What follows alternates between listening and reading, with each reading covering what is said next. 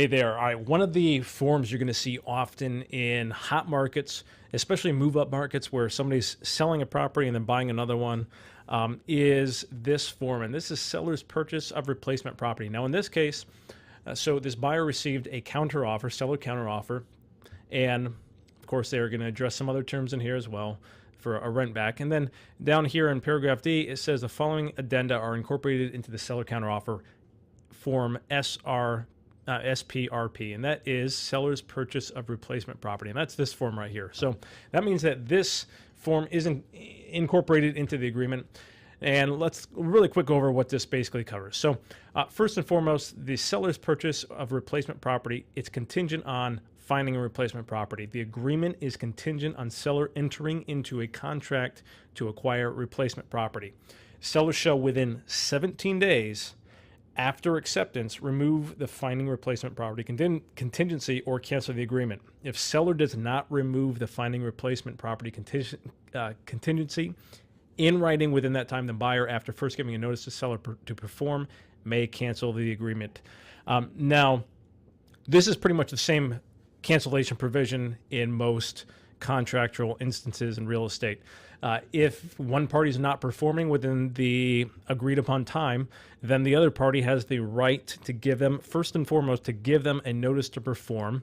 And that typically allows 48 hours, 2 business days, to perform that action. Now, if you give a notice to perform to somebody who's not performing and they still don't perform, that doesn't mean you have to cancel the agreement. But it's good to act on that if the other party's not performing, because then at that time you know that if nothing else, you can cancel the agreement at any time after that if they still have not performed.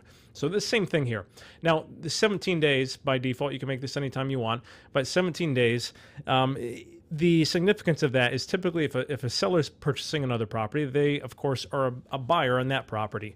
So just like the buyer of this property is doing their due diligence period, by default 17 days, that typically is going to give a buyer enough time to conduct their investigations, review disclosures, get an appraisal on the property, get lender approval, and then make sure overall that they are confident and comfortable with moving forward on that purchase and removing their contingencies. So 17 days is a pretty standard time frame, especially in California, for doing this.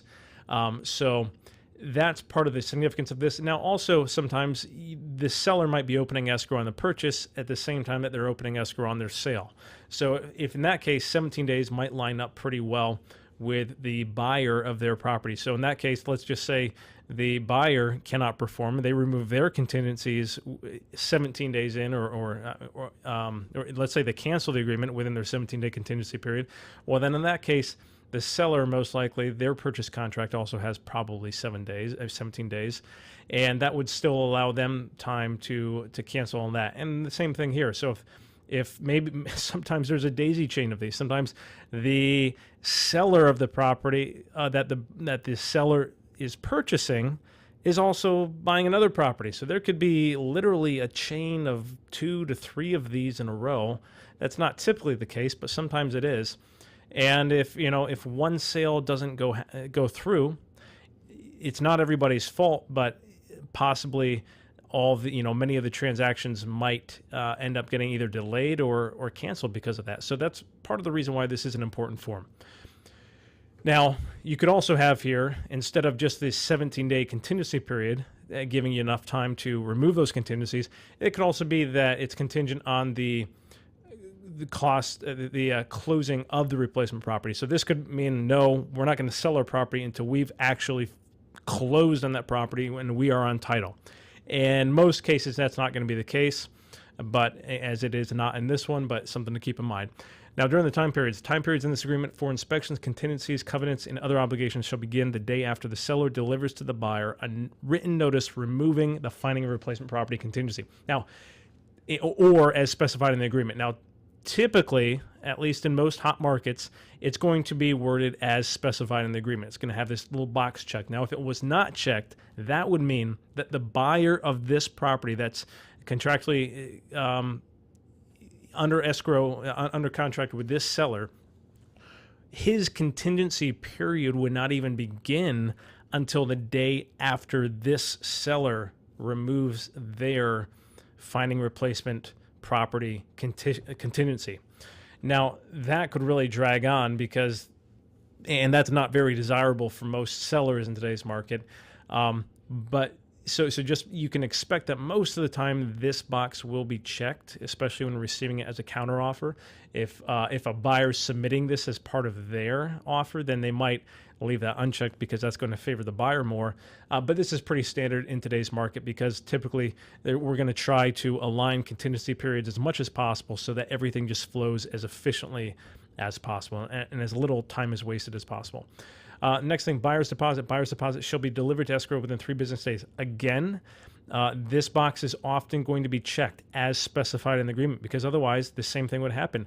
The day within 3 business days after the seller delivers to buyer a written notice removing this contingency, then their earnest money deposit would be in place. But what would be the point of that? What would make sense of that in most scenarios? It wouldn't make a whole lot of sense because then this seller might not even know how serious their buyer is until they finally get their replacement property, and then they're removing their contingency, and then they might come to find out, oh, the buyer they had under contract this whole time hasn't even gotten their earnest money deposit in on time, and they realize they got a much bigger problem on their hands. So for efficiency's sake, and typically what you're going to see, this box is going to be checked.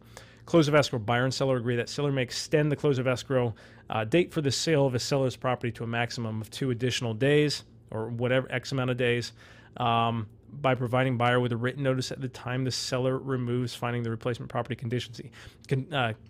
Now, understand this too. Every single time we open a new escrow, close of escrow date is a date we're shooting for. Most, 9 times out of 10, we're going to hit it unless it lands on a weekend or holiday, of course. Now, sometimes there are delays, or sometimes there's even just everybody's moving quicker than anybody expected, and you can move that date forward or backward as long as both parties agree.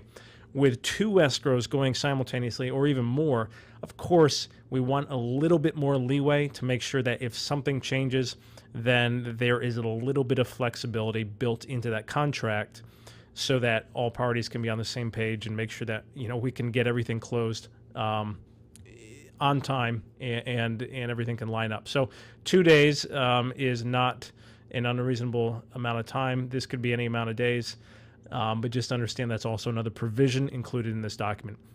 Now, also it does say, even after the expiration of the time for finding replacement property contingency, seller retains the right to remove the finding replacement contingency or cancel the agreement until buyer cancels pursuant to paragraph 1A. Again, same sort of cancellation provisions we mentioned before.